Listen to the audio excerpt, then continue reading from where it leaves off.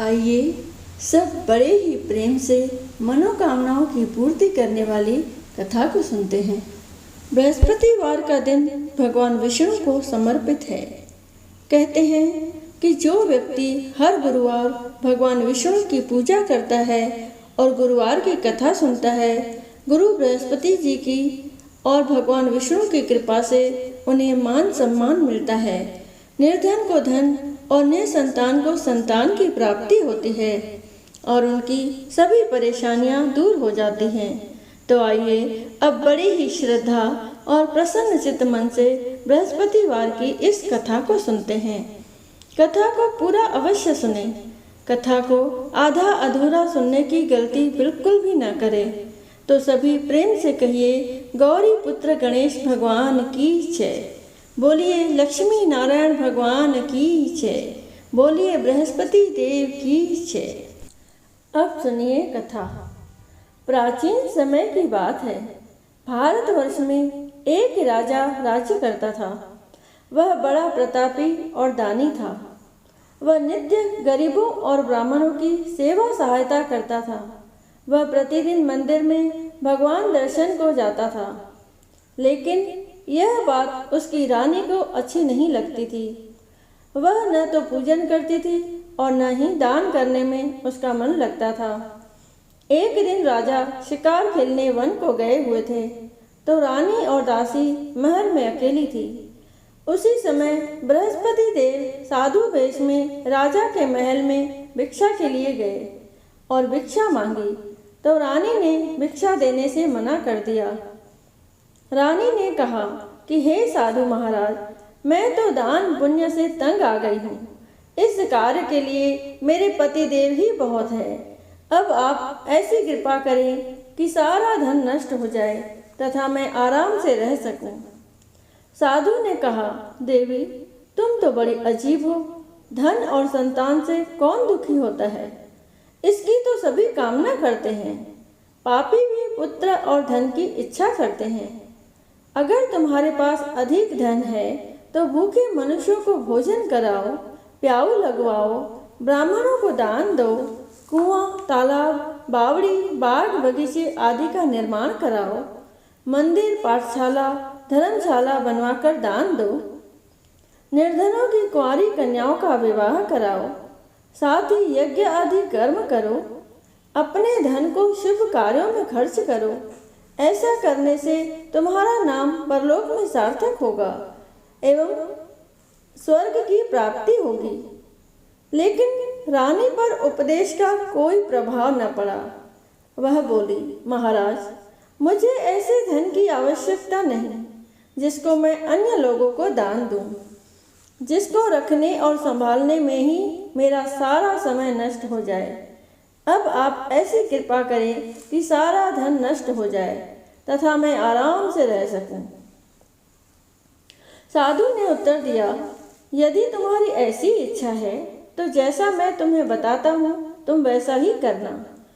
बृहस्पतिवार को घर को गोबर से लीपना, अपने केशों को पीली मिट्टी से धोना, राजा से कहना वह बृहस्पतिवार को हजामत बनवाए, भोजन में मांस मदिरा खाना और कपड़ा धोबी के यहाँ धुलने डालना।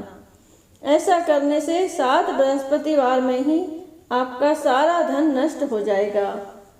इतना कहकर वह साधु महाराज वहाँ से अंतर्ध्यान हो गए।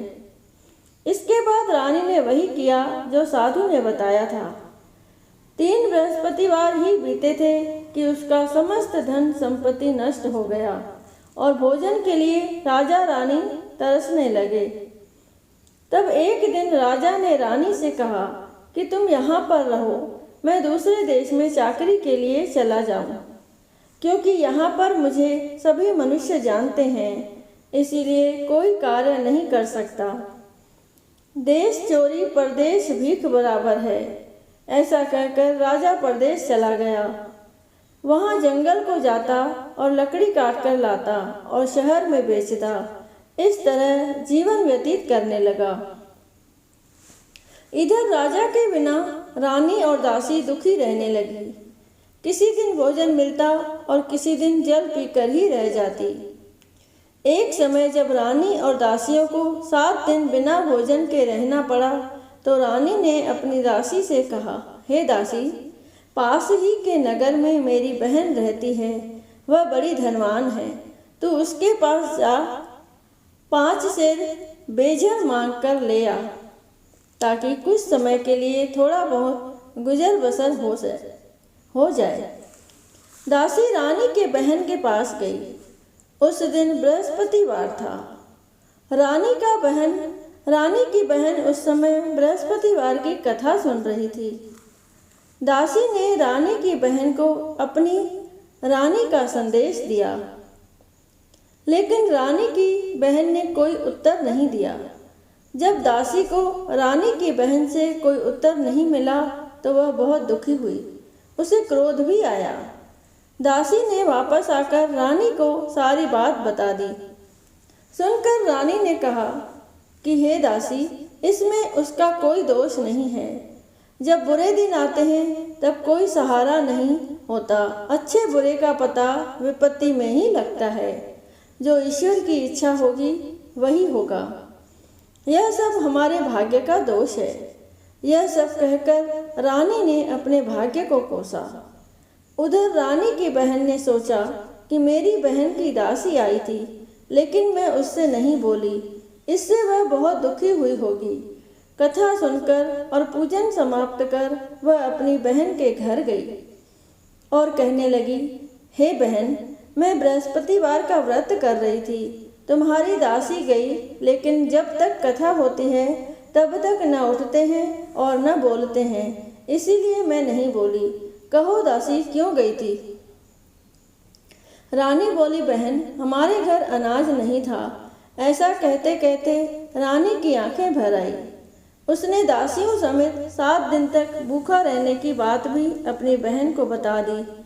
इसीलिए मैंने दासी को तुम्हारे पास 5 सेर बेझर लेने के लिए भेजा था। रानी की बहन बोली, बहन देखो, बृहस्पति देव सबकी मनोकामना पूर्ण करते हैं। देखो, शायद तुम्हारे घर में अनाज रखा हो। पहले तो रानी को विश्वास नहीं हुआ, परंतु बहन के आग्रह करने पर उसने दासी को अंदर भेजा। दासी घर के अंदर गई तो वहां पर उसे एक घड़ा बेझर से भरा मिल गया। उसे बड़ी हैरानी हुई। उसने बाहर आकर रानी को बताया। दासी रानी से कहने लगी, हे रानी, जब हमको भोजन नहीं मिलता तो हम व्रत ही तो करते हैं। इसीलिए क्यों न इनसे व्रत और कथा की विधि पूछ ली जाए। हम भी व्रत किया करेंगे। दासी के कहने पर रानी ने अपनी बहन से बृहस्पतिवार व्रत के बारे में पूछा। उसकी बहन ने बताया, बृहस्पतिवार के व्रत में चने की दाल, गुड़ और मुनक्का से विष्णु भगवान का केले के वृक्ष की जड़ में पूजन करें तथा दीपक जलाएं और कथा सुनें। उस दिन एक ही समय भोजन करें। भोजन में पीले खाद्य पदार्थ का सेवन जरूर करें। इससे गुरु भगवान प्रसन्न होते हैं। अन्न, पुत्र और धन का वरदान देते हैं। साथ ही सभी मनोकामनाएं पूर्ण करते हैं। व्रत और पूजन की विधि बताकर रानी की बहन अपने घर लौट गई। रानी और दासी दोनों ने निश्चय किया कि बृहस्पति देव भगवान का पूजन जरूर करेंगे। 7 रोज बाद जब बृहस्पतिवार आया तो उन्होंने व्रत रखा। घुड़साल में जाकर चना और गुड़ बीन लाई तथा उसकी दाल से केले की जड़ तथा विष्णु भगवान का पूजन किया। अब पीला भोजन कहाँ से आए? दोनों बड़ी दुखी हुई, परंतु उन्होंने व्रत किया था, इसीलिए बृहस्पति देव भगवान प्रसन्न थे। एक साधारण व्यक्ति के रूप में वे 2 थालों में पीला भोजन लेकर आए और दासी को देकर बोले, हे दासी, यह भोजन तुम्हारे और तुम्हारी रानी के लिए है। इसे तुम दोनों ग्रहण करना। दासी भोजन पाकर बहुत प्रसन्न हुई। उसने रानी से कहा, चलो रानी जी, भोजन कर लो। परंतु रानी को भोजन आने के बारे में कुछ भी नहीं पता था। इसीलिए उसने कहा कि जा, तू ही भोजन कर, क्योंकि तू व्यर्थ में हमारी हंसी उड़ाती है। तब दासी ने कहा, एक व्यक्ति भोजन दे गया है। तब रानी ने कहा, वह व्यक्ति तेरे लिए ही भोजन दे गया है, तू ही भोजन कर। तब दासी ने कहा, वह व्यक्ति हम दोनों के लिए 2 थालों में सुंदर पीला भोजन दे गया है, इसीलिए मैं और आप दोनों ही साथ साथ भोजन करेंगे। यह सुनकर रानी बहुत प्रसन्न हुई और दोनों ने गुरु भगवान को नमस्कार कर भोजन किया। उसके बाद से ये प्रत्येक बृहस्पतिवार को गुरु भगवान का व्रत और पूजन करने लगी। बृहस्पति भगवान की कृपा से उनके पास धन हो गया, लेकिन रानी फिर पहले की तरह आलस्य करने लगी।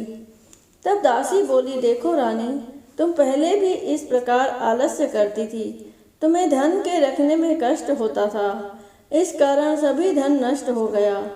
अब गुरु भगवान की कृपा से धन मिला है तो फिर तुम्हें आलस्य होता है। बड़ी मुसीबतों के बाद हमने यह धन पाया है, इसीलिए हमें दान पुण्य करना चाहिए। अब तुम भूखे मनुष्यों को भोजन कराओ, प्याऊ लगवाओ, ब्राह्मणों को दान दो, कुआं, तालाब, बावड़ी और बाग बगीचे आदि का निर्माण कराओ, मंदिर, पाठशाला और धर्मशाला बनवाकर दान दो, निर्धनों की कुंवारी कन्याओं का विवाह कराओ, साथ ही यज्ञ आदि कर्म करो और अपने धन को शुभ कार्यों में खर्च करो, जिससे तुम्हारे कुल का यश बढ़े और स्वर्ग प्राप्त हो और पितर प्रसन्न हो। दासी की बात मानकर रानी शुभ कर्म करने लगी, उसका यश फैलने लगा। एक दिन रानी और दासी आपस में विचार करने लगी कि न जाने राजा किस दिशा में होंगे, न जाने राजा किस दशा में होंगे, उनकी कोई खोज खबर भी नहीं है। उन्होंने श्रद्धापूर्वक बृहस्पति भगवान से प्रार्थना की कि राजा जहाँ कहीं भी हो शीघ्र वापस आ जाए। उसी रात्रि को बृहस्पति देव ने राजा को स्वप्न में कहा कि हे राजा, उठ, तेरी रानी तुझको याद करती है, अपने देश को लौट जा। राजा प्रातःकाल उठा और जंगल से लकड़ी काटने के लिए जंगल की ओर चल पड़ा। जंगल से गुजरते हुए विचार करने लगा कि रानी की गलती से उसे कितने दुख भोगने पड़े। राजपाट छोड़कर जंगल में आकर रहना पड़ा, जंगल से लकड़ी काटकर शहर में बेचकर गुजारा करना पड़ा और अपनी दशा को याद करके व्याकुल होने लगा। उसी समय राजा के पास बृहस्पति देव साधु के वेश में आकर बोले, हे लकड़हारे, तुम इस सुनसान जंगल में किस चिंता में बैठे हो, मुझे बतलाओ। यह सुन राजा के नेत्रों में जल भर आया। साधु की वंदना कर राजा ने अपनी संपूर्ण कहानी सुना दी। महात्मा दयालु होते हैं, वे राजा से बोले, हे राजा, तुम्हारी पत्नी ने बृहस्पति देव के प्रति अपराध किया था, जिसके कारण तुम्हारी यह दशा हुई। अब तुम चिंता मत करो, भगवान तुम्हें पहले से अधिक धन देंगे। देखो, तुम्हारी पत्नी ने बृहस्पतिवार का व्रत शुरू कर दिया है। अब तुम भी बृहस्पतिवार के व्रत में चने की दाल, गुड़ और मुनक्का से विष्णु भगवान का केले के वृक्ष की जड़ में पूजन करो तथा दीपक जलाकर कथा सुनो। उस दिन एक ही समय भोजन करना, लेकिन भोजन में पीले खाद्य पदार्थ का सेवन जरूर करना। भगवान तुम्हारी सब मनोकामनाओं को पूर्ण करेंगे। साधु की बात सुनकर राजा बोला, हे प्रभु, लकड़ी बेचकर तो इतना पैसा नहीं बचता जिससे भोजन के उपरांत कुछ बचा सकूं। मैंने रात्रि में अपनी रानी को व्याकुल देखा है, मेरे पास कोई साधन नहीं जिससे उसका समाचार जान सकूं। फिर मैं कौन सी कहानी कहूँ, यह भी मुझको मालूम नहीं है। साधु ने कहा, हे राजा, मन में बृहस्पति भगवान के पूजन व्रत का निश्चय करो, वे स्वयं तुम्हारे लिए कोई राह बना देंगे। बृहस्पतिवार के दिन तुम रोजाना की तरह लकड़ियां लेकर शहर में जाना, तुम्हें रोज से दोगुना धन मिलेगा, जिससे तुम भली भांति भोजन कर लोगे तथा बृहस्पति देव की पूजा का सामान भी आ जाएगा। राजा ने ऐसा ही किया और उसको मनवांछित फल की प्राप्ति हो गई। इस प्रकार जो भी यह कथा पढ़ता या सुनता है, उसके सभी मनोरथ पूरे होते हैं। बोलिए बृहस्पति देव की जय, बोलिए लक्ष्मी नारायण भगवान की जय। आइए सभी मिलके बृहस्पति देव की आरती करें। जय बृहस्पति देवा, ओम जय बृहस्पति देवा। शन शन भोग लगाऊं, शन शन भोग लगाऊं, कदली फल मेवा। ओम जय बृहस्पति देवा। तुम पूर्ण परमात्मा, तुम अंतर्यामी, स्वामी तुम अंतर्यामी। जगत पिता जगदीश्वर, जगत पिता जगदीश्वर, तुम सबके स्वामी। ओम जय बृहस्पति देवा। चरणामृत निज निर्मल, सब पातक हरता, स्वामी सब पातक हरता। सकल मनोरथ दायक, सकल मनोरथ दायक, कृपा करो भरता। ओम जय बृहस्पति देवा। तन मन धन अर्पण कर, जो जन शरण पड़े, स्वामी जो जन शरण पड़े। प्रभु प्रकट तब होकर, प्रभु प्रकट तब होकर, आकर द्वार खड़े। ओम जय बृहस्पति देवा। दीन दयाल दयानिधि, भक्तन हितकारी, स्वामी भक्तन हितकारी। पाप दोष सब हरता, पाप दोष सब हरता, भव बंधन हारी। ओम जय बृहस्पति देवा। सकल मनोरथ दायक, सब संशय हारो, स्वामी सब संशय हारो। विषय विकार मिटाओ, विषय विकार मिटाओ, संतन सुखकारी। ओम जय बृहस्पति देवा। जो कोई आरती तेरी प्रेम सहित गावे, स्वामी प्रेम सहित गावे। जेठ आनंद आनंद कर, सो निश्चय पावे। ओम जय बृहस्पति देवा।